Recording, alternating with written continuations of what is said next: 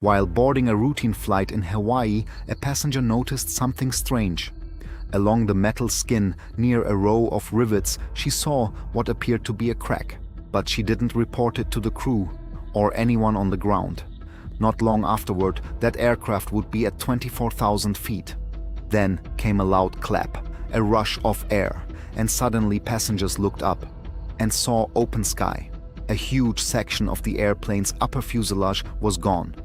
Aloha Airlines Flight 243 was a short inter-island flight from Hilo to Honolulu aboard a Boeing 737-200.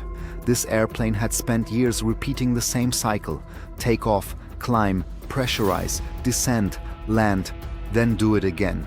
By that afternoon, it had completed 89,680 flight cycles. Remember that number.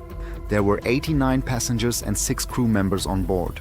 The flight out of Hilo seemed completely routine. As the 737 leveled at 24,000 feet, both pilots heard the clap, followed by a violent whooshing sound. Wind and debris blasted through the cockpit. The captain looked behind him. The cockpit entrance door was gone, and where part of the first-class ceiling should have been, he could see blue sky. Flight 243 had suffered an explosive decompression. About 18 feet of the upper fuselage skin and structure had separated in flight. Passengers were suddenly exposed to freezing, rushing air and flying debris. The seatbelt sign was on, which meant most passengers were already restrained, but the cabin crew was not so fortunate. Flight attendant Clarabelle Lansing was standing near the front when the fuselage failed. She was swept from the aircraft. Other crew members and passengers were injured. In the cockpit, the pilots didn't know how much structure remained intact. They only knew they had to descend immediately. The captain pushed the damaged 737 toward Maui, reaching descent rates of roughly 4,100 feet per minute.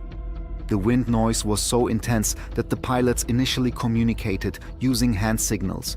The first officer tried to reach air traffic control. Eventually, they made contact with Maui Tower.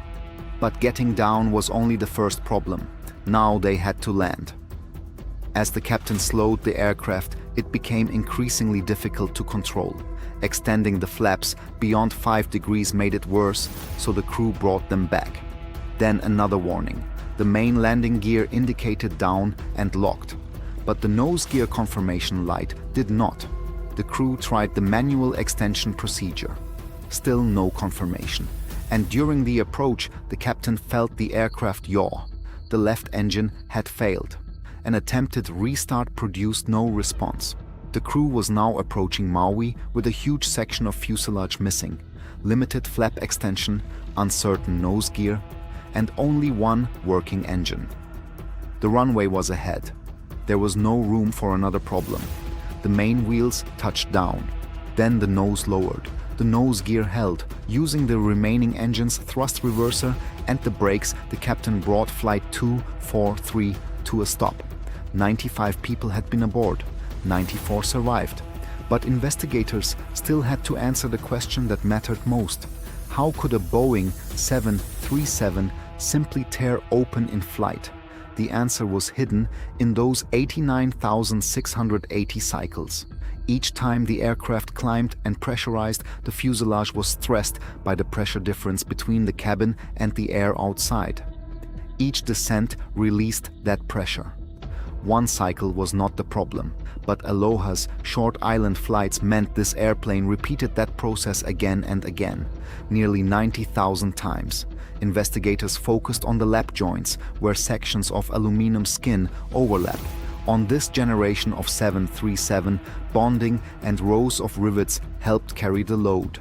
As that bonding deteriorated, more stress shifted toward the rivets. Tiny fatigue cracks could form around the rivet holes. One crack might remain small, but many cracks developing close together were far more dangerous. Cycle after cycle, they could grow and eventually connect. The NTSB concluded that Aloha's maintenance program had failed to detect significant fatigue damage before the accident. And there was another problem. Mandatory inspections did not cover every vulnerable lap joint. including the area that failed. The damage everyone saw after landing was impossible to miss, but the real danger had been almost invisible. Tiny cracks growing around rivets, cycle after cycle, flight after flight. The final failure happened in seconds. The conditions that allowed it had been developing for years, and despite everything that went wrong, the crew still brought 94 people home. Subscribe to History on Pigs for more true aviation stories. And for another flight that seemed impossible to survive, watch British Airways Flight 9 next.